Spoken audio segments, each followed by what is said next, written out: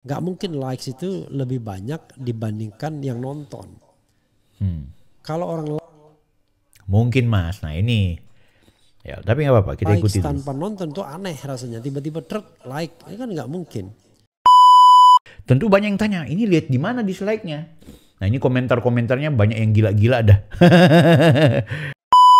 Yang menonton 290 ribuan, tapi yang like 51 ribu dan dislike-nya 37 ribu, itu sesuatu yang lumrah. Nah yang memang kemarin sempat dipertanyakan adalah jumlah jumlah viewersnya cuma 3.900 tapi 47 ribu yang like.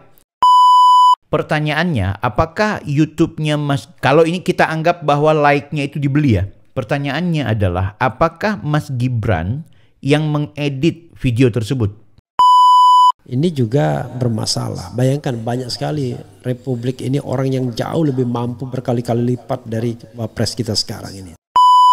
Jadi sempat videonya Mas Gibran itu dengan judul hilirisasi dan masa depan Indonesia, ini disebutkan terlihat 3.993 view ya kan? Sementara yang like itu 47.000K.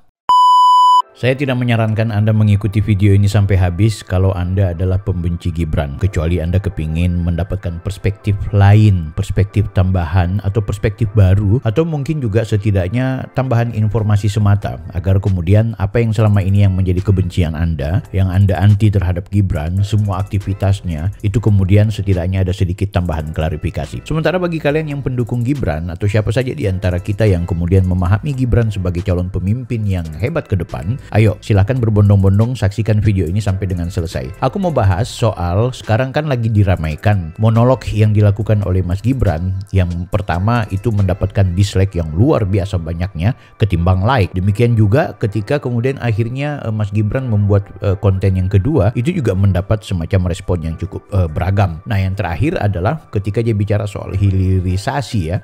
Ini menarik. Karena beberapa kalangan, beberapa YouTuber, baik pembela, pendukung, atau mungkin yang anti kepada Gibran, itu sempat menemukan bahwa Mas Gibran itu video tersebut justru view-nya kecil, sementara like-nya itu banyak. Nah inilah yang kemudian diasumsikan, bahkan dituduhkan Mas Gibran melalui videonya tersebut itu nge-push like. Artinya ada istilahnya beli like atau beli subscriber, kan polanya seperti itu.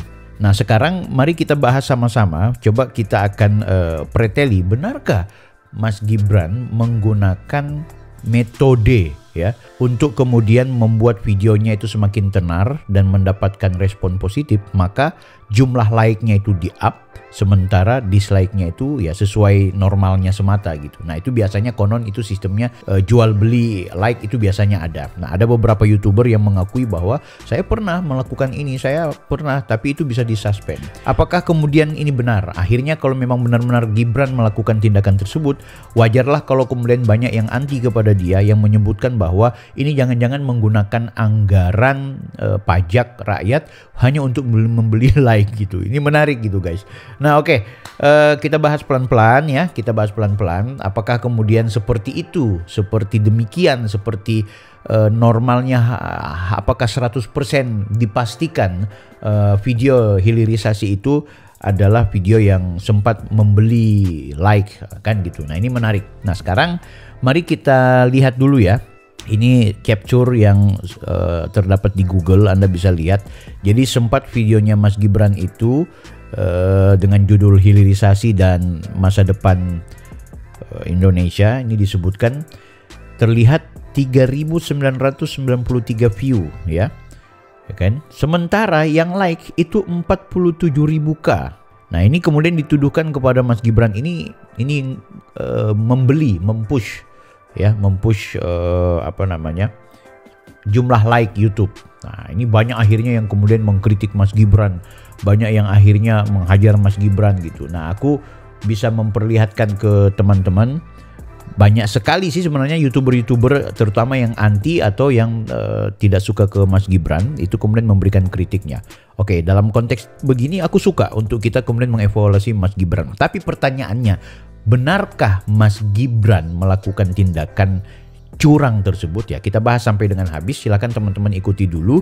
Kita lihat ini Refly Harun seperti biasa dia orang yang paling anti dengan Mas Gibran, keluarga besar Jokowi. Ini dia ngoceh soal isu ini. Kita lihat ya. Apakah iya ya YouTube itu bisa dipermainkan dengan teknik robot dan lain sebagainya? Karena saya tidak pernah melakukan hal seperti itu, jadi saya nggak paham ya. Bisa. Itu bisa. Bukan cuma soal like ini.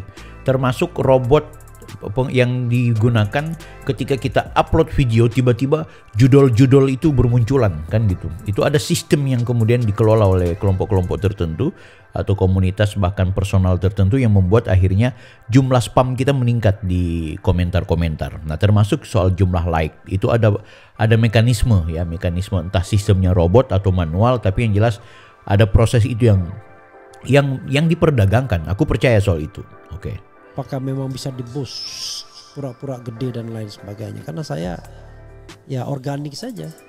Jadi yang nonton saya sekian ya sekian, itulah yang nonton saya. Jadi tidak ada yang direkayasa dan lain sebagainya. Oke. Nah, bahkan ini menarik guys ya. Jadi Refly Harun itu dia sengaja capture di saat wajahnya Mas Gibran seperti ini. Tapi bukan Mas Refly ini King Purwa ini di Twitter atau di X kayaknya, yang kemudian sengaja dibikin seperti ini dan ini dipakai oleh Refly Harun untuk mendiskusikan hal tersebut. Oke, nggak apa-apa, kita ikuti aja dulu. Saya jelek sekali dari sisi marketing ya, bagaimana kemudian memarketingkan sebuah konten agar kemudian bisa ditonton lebih banyak orang. Nggak terlalu pandai saya. Pokoknya saya membuat konten, ditonton syukur, tidak ditonton kebangetan. Sebenarnya begini, dalam hal ini ya, siapa saja yang punya akun YouTube, Anda tidak mesti terlihat profesional dan punya video yang keren. Aku perhatikan algoritma YouTube belakangan ini agak lucu-lucu sih. Jadi ada konten-konten yang menurutku secara kualitas memang nggak menarik. Bahkan juga hostnya, adminnya atau yang di layar kaca itu juga bukan orang-orang tersohor. Tapi jumlah like, jumlah viewersnya itu cukup signifikan. Karena memang begitu cara main algoritma. Nggak perlu repot-repot lagi mau bicara soal pembelian like dan juga subscriber atau viewers. Itu justru hanya akan merusak YouTube itu sendiri. Apalagi kebijakan YouTube sangat kental sekarang gitu. Jadi, tapi itu aku akan bahas setelah ini. Aku akan bahas apakah benar Gibran itu melakukan tindakan curang tadi. Tetapi selalu ya masuk akal antara yang like dan yang viewsnya ya. Jadi like berapa, views berapa ya rata-rata ya nggak mungkin likes itu lebih banyak dibandingkan yang nonton. Kalau orang mungkin Mas, nah ini ya tapi nggak apa-apa kita ikuti dulu. Tanpa nonton tuh aneh rasanya, tiba-tiba like ini kan nggak mungkin. Minimal dia nonton karena dia harus buka kan. Jadi coba kita bacakan ini ya saudara sekalian ya. Selain kemampuannya berbicara ya, harus pakai skrip dan lain sebagainya, ini juga bermasalah. Bayangkan banyak sekali Republik ini orang yang jauh lebih mampu berkali-kali lipat dari Wapres kita sekarang ini. Tapi kenapa? Kalau soal teknis bahwa dia harus membaca tidak membaca, bagi aku di dalam dunia perkontenan itu sesuatu yang lumrah biasa. Kalau cuma karena gara-gara dia membaca skrip di YouTube terus kita menilai bahwa dia tidak cerdas, pertanyaannya adil dong. Ketika dia bicara di saat momentum debat bersama para wapres yang dia permalukan itu, para kayak Muhaimin yang orang berpengalaman di politik itu dia bikin jatuh, dan Prof yang hebat itu Prof Mahfud juga dia bikin jatuh tanpa teks. Boleh dong kita bilang bahwa Mas Gibran itu berkualitas. Jadi menurutku harus adil juga. Jadi kalau misalnya ketika dia pakai teks, tapi kita nggak bisa buktikan ya apakah benar dia membaca teks itu. Walaupun mungkin pasti ada karena sangat nampak sekali orang membaca teks dengan tidak. Tapi apapun itu, apakah kalau kemudian dia membaca teks itu dinilai tidak cerdas, dan bagaimana kalau dia tidak baca teks, apakah dinilai cerdas? Itu jadi pertanyaan penting karena waktu dia berdebat dengan kedua calon wakil presiden, dia memiliki kemampuan tanpa teks yang kemudian secara komunikasi mampu mematahkan argumentasi lawan. That's logic kan gitu. ya, he is there, ya kan. Padahal banyak orang yang jauh lebih layak.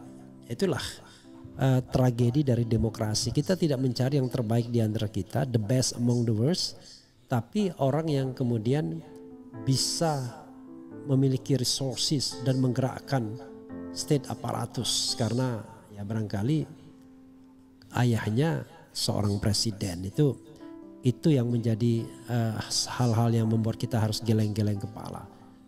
Ya, itu resiko demokrasi. Aku setuju kalau Refli Harun dalam konteks ini, aku setuju. Itu resiko kalau kemudian kita menganut sebuah sistem di mana yang namanya kekuasaan dan kekuatan tertentu itu bisa mengalahkan kemampuan orang-orang yang punya kualitas, yang sebenarnya berkapasitas. Tapi bukan berarti juga Gibran tidak memperlihatkan dirinya sebagai orang yang punya etos. Nggak boleh juga begitu, kita harus adil dong, kan gitu. Gibran berkualitas kok, meski kemudian dia aji mumpung ya, dia aji mumpung bahwa ayahnya adalah seorang presiden saat itu, tapi kan juga dia punya kemampuan menjadi pribadi yang akhirnya menyelesaikan banyak urusan gitu. Nah, seandainya dia jadi presiden dengan usia seperti ini, aku yakin banyak sebuah gebrakan-gebrakan yang luar biasa juga. Sedangkan jadi wapres aja yang tidak bisa melangkah kecuali di semua direstui oleh presiden, dia sudah memiliki kemampuan melakukan hal-hal yang menurutku brilian gitu. Walaupun tidak bisa juga kita luput untuk memberikan kritik. Jadi aku ingin memandang soal Gibran ini lebih adil. Soal kita like or dislike itu urusan berikut ya. Soal kita dan tidak itu suka dan tidak itu urusan belakangan.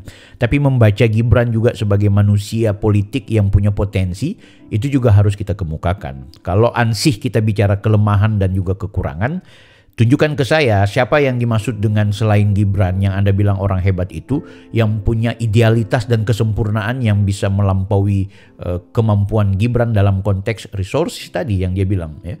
Soal momentum, dia mendapatkan momentum. Anda mungkin hebat sebagai kepala rumah tangga, Anda hebat berpidato, Anda hebat dalam konteks-konteks tertentu, tapi saat-saat tertentu juga Anda memiliki kelemahan. Itu kan logika manusia kan seperti itu, apalagi kalau cuma manusia politik.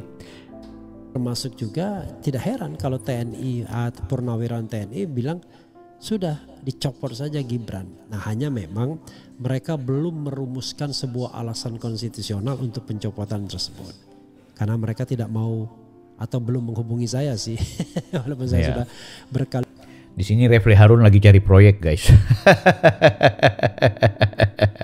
Oke, kita tinggalkan dulu. Intinya banyak ya, bukan cuma Refli Harun, banyak YouTuber baik mereka yang memang anti kepada Mas Gibran dan juga YouTuber yang tidak mau terjebak kepada gerakan politik, dan juga YouTuber yang memang apolitik, yang apatis terhadap politik, tapi memang anti pemerintah, bukan cuma Prabowo Gibran ya, kepada siapapun yang memang mereka di saat pemilu itu golput, tapi di saat sudah ada penguasa mereka orang yang paling vokal untuk ikut-ikut teriak. Nah, bermunculan mereka semua. Itu bermunculan ketika kemudian Mas Gibran menunjukkan tampilan-tampilannya lewat monolog dan video-video yang keren. Termasuk ketika Deddy Sitorus ya, aktivis dari PDIP, yang meminta Mas Gibran jangan terlalu capek ngurusi video YouTube.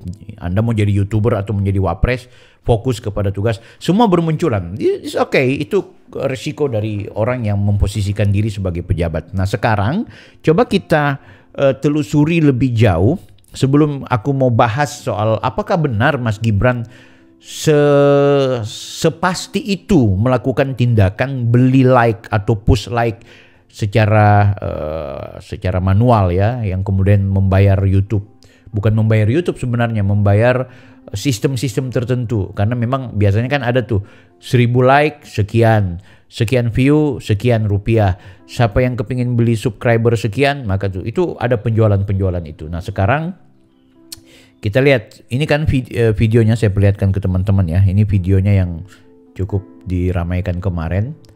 Nah, ini adalah videonya beliau. Saat ini sudah 296.000 penonton ya. Sementara like-nya 51.000. Tetap menurutku ini akan sama dengan video sebelumnya. Pasti jumlah dislike-nya lebih banyak. Nah, tentu banyak yang tanya, ini lihat di mana dislike-nya? Nah, ini komentar-komentarnya banyak yang gila-gila dah. Ini wajar karena memang apa ya, kita sudah melihat bahwa banyak sekali orang yang anti kepada Gibran yang kebetulan aktif di YouTube ya. Tapi nggak apa-apa, banyak juga kok yang memberikan komentar positif gitu. Nah sekarang aku kepingin perlihatkan ke teman-teman ya. Nah ini guys ya, kita lihat jumlah dislike-nya, tinggal copy dulu. Jadi kita tinggal lihat, ambil linknya dulu ya, link YouTube-nya. Kita copy, kemudian kita bawa ke situs ini. Dislike-nya mencapai 37.000, like-nya 51.000. Oke, ini mungkin mereka tetap menyetujui bahwa ini adalah video yang memang sengaja di-up like-nya ya. Tapi sudah nggak masalah kalau situasi ini sudah normal, artinya wajar yang menonton 290 ribuan, tapi yang like 51.000 dan dislike-nya 37.000 itu sesuatu yang lumrah. Nah yang memang kemarin sempat dipertanyakan adalah jumlah jumlah viewersnya cuma 3.900 tapi 47.000 yang like. Itu bagaimana bisa gitu? Apakah kemudian ini dia membeli ya? Membeli bisa saja. Tapi kita akan bahas lagi. Nah sekarang kita lihat yang YouTube beliau video pertama ya, bonus demografi kalau nggak salah itu. Ini yang giliran kita cek ini gimana, apakah kemudian memang seperti yang diberitakan lebih banyak. Jadi dia memang lebih banyak di sini yang dislike. Kita tempelkan dulu. Ini dislike-nya 174.000, sementara like-nya 124.000. Nah, banyak yang kemudian menganggap gara-gara video inilah akhirnya Mas Gibran membeli jumlah like sehingga bisa membuat kapasitas dirinya itu terlihat lebih mapan dan lain-lain sebagainya lah. Oke. Nah, kita bahas guys, kita bahas. Sebelum aku perlihatkan ke teman apakah berkemungkinan yang namanya jumlah likes itu lebih besar atau tidak ya. Apakah itu sesuatu yang lumrah atau itu sesuatu yang kemudian memang direkayasa, ada menggunakan pembelian-pembelian. Nah, sebelum kita ke situ, kita rasionalisasi dulu. Pertanyaannya, apakah YouTube-nya Mas, kalau ini kita anggap bahwa like-nya itu dibeli ya. Pertanyaannya adalah, apakah Mas Gibran yang mengedit video tersebut? Pertanyaannya itu seperti itu. Kita sepakat dulu Mas Gibran beli like. Oke, tapi kita rasionalisasi. Mas Gibran itu kemudian membeli like sehingga di-push like-nya sehingga dia dinilai akun YouTube-nya itu hebat. Oke. Apakah seorang Mas Gibran membuat video itu dialah yang mengedit? Itu satu. Yang mengupload. Dua. Dialah yang kemudian semua pernak-perniknya dia yang buat dari konsep dan lain sebagainya. Kayaknya aku nggak percaya kalau dia yang edit, dia yang pasti ada tim. Yang kedua termasuk yang upload.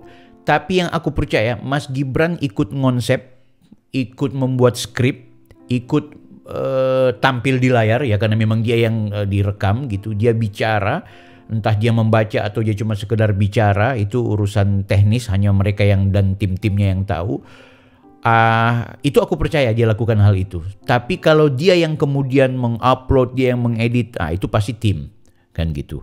Pertanyaannya adalah apakah Mas Gibran memerintahkan timnya beli dong like-nya kan gitu. Kalau memang benar Mas Gibran memerintahkan, berarti murahan banget. Bukankah dia wakil presiden? Apakah butuh validasi-validasi seperti itu wakil presiden agar kemudian like dan viewernya itu lebih tinggi hanya untuk karena menyeimbangkan video yang sebelumnya lebih banyak dislike ketimbang like? Apakah seperti itu? Ya kan? Yang kedua, Gibran ini punya karakter. Aku pelajari ya sejak awal ya. Dia semakin Anda fitnah, semakin Anda hina, semakin Anda bully, semakin Anda cibir, semakin Anda tertawakan, dia akan mempertontonkan itu. Dia akan memvalidasi, bahkan membenarkan tindakan-tindakan yang menjadi ocehan. Saya ini pelangak pelongo, saya ini nggak cukup umur, itu kan Dia jadikan sebagai satire-satire, dia jadikan sebagai diksi-diksi, dia jadikan sebagai olokan-olokan balikan. Dia validasi, lo bilang dia beli like, dia akan bilang itu, dia akan beli, ya dia beli like. Jadi orang yang tipe seperti itu, bagi dia silahkan lo bully lo. Malah kalau ada orang yang berkomentar jelek, itu dia pin, dia sematkan komentar itu sebagai pembenaran. Sebagai bentuk bagian dari orang ini sangat terbuka.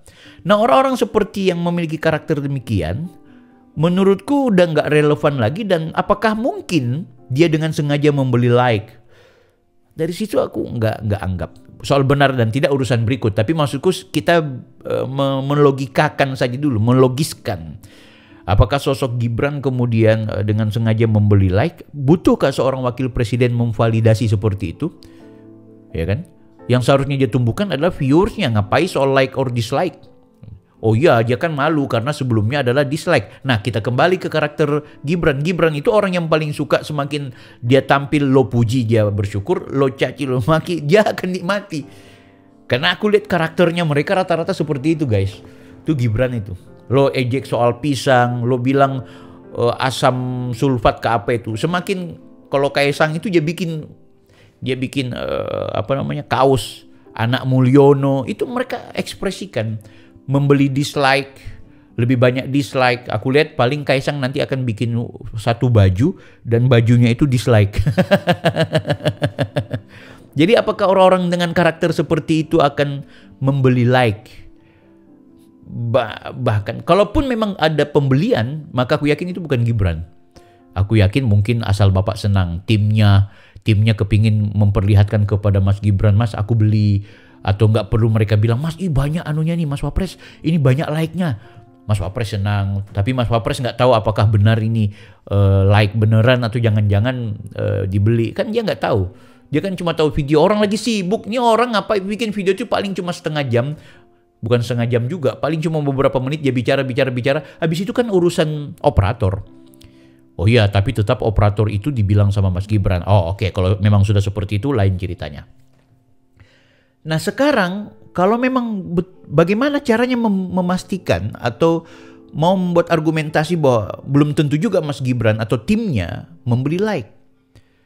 Aku punya satu artikel, aku punya satu informasi yang bagus buat teman-teman. Ternyata tidak selamanya like yang lebih banyak ketimbang view itu adalah murni ada push, ada permainan sistem dengan menggunakan cara-cara curang. Ada juga book system atau ada juga book system ini semacam sistem yang bermasalah di YouTube itu sendiri, atau ada juga keadaan di mana YouTube itu kemudian membuat situasi seperti itu karena memang ada sistem yang situasinya harus demikian. Nah ini aku perlihatkan. Kalau cuma aku yang bicara mungkin kalian nggak percaya, tapi ada satu kejadian ini tahun 2022 ya.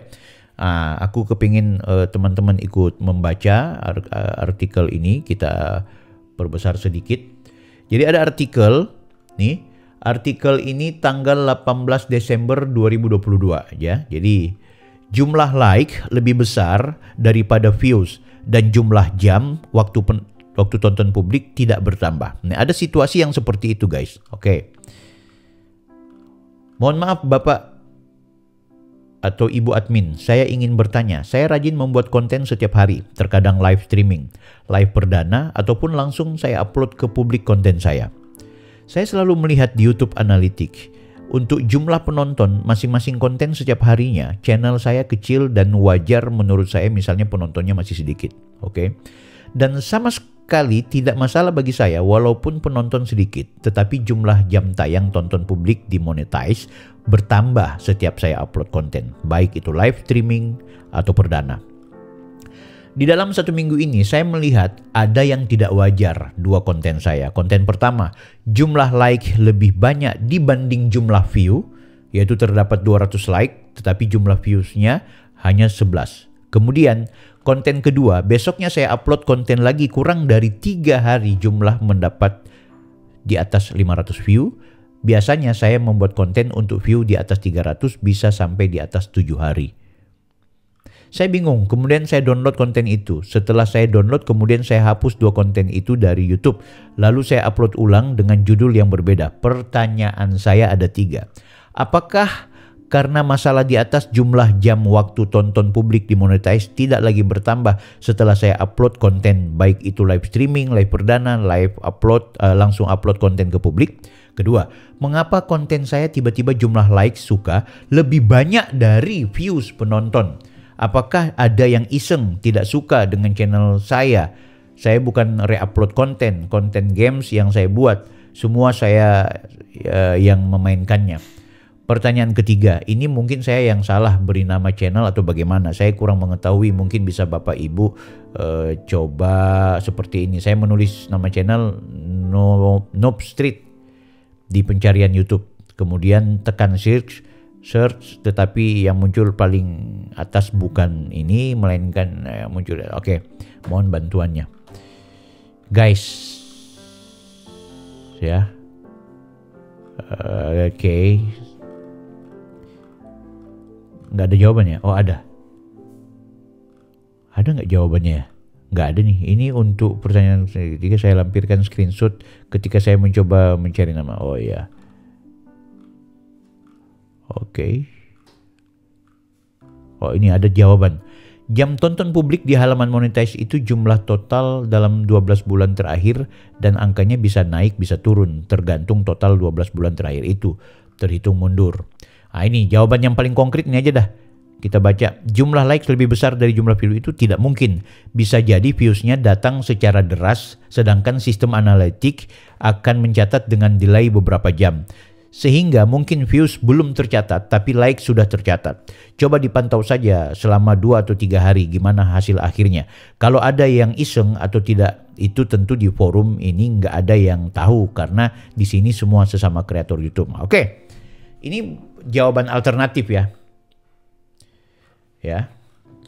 Jumlah like itu tidak mungkin. Nah, bisa jadi viewsnya datang secara deras sedangkan sistem analytics akan mencatat jumlah delay beberapa jam. Jadi hal-hal teknis seperti itu yang seharusnya juga dipahami kalau memang benar Mas Gibran tidak beli like. Kalaupun Mas Gibran beli likes, pertanyaannya apa benar itu Mas Gibran atau jangan-jangan tim yang kepingin asal Bapak senang kan gitu. Nah jadi video ini aku nggak mau bilang bahwa Mas Gibran itu perlu dibela dalam konteks itu ya, kita berharap sih beliau tidak curang dalam konteks itu ya, karena yang tahu hanya dia sendiri dan juga teman-teman yang mengupload. Tapi sebagai sesama konten kreator seharusnya kita mencoba memberikan analisa yang berimbang. Tidak selamanya kemudian ketika 47.000 like yang menonton cuma 3.000 berarti Mas Gibran itu main curang dan lain sebagainya. Tunggu dulu. Kita harus moderat di sini, harus seimbang dalam membaca itu. Aku pikir sih hal itu ya yang patut kita diskusikan. Tapi kalau kalian punya pandangan yang berbeda, silakan tulis di kolom komentar ya.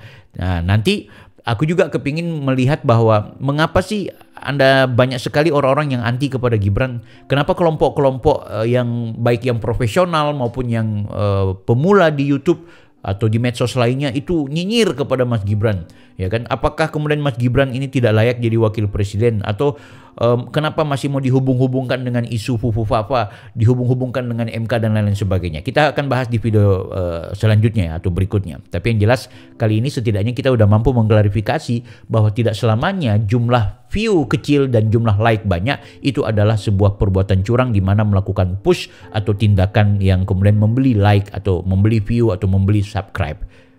Kalau Anda kurang berkenan silahkan tulis di kolom komentar. Kita berjumpa di video berikutnya. Saya Bang Bil, Offside.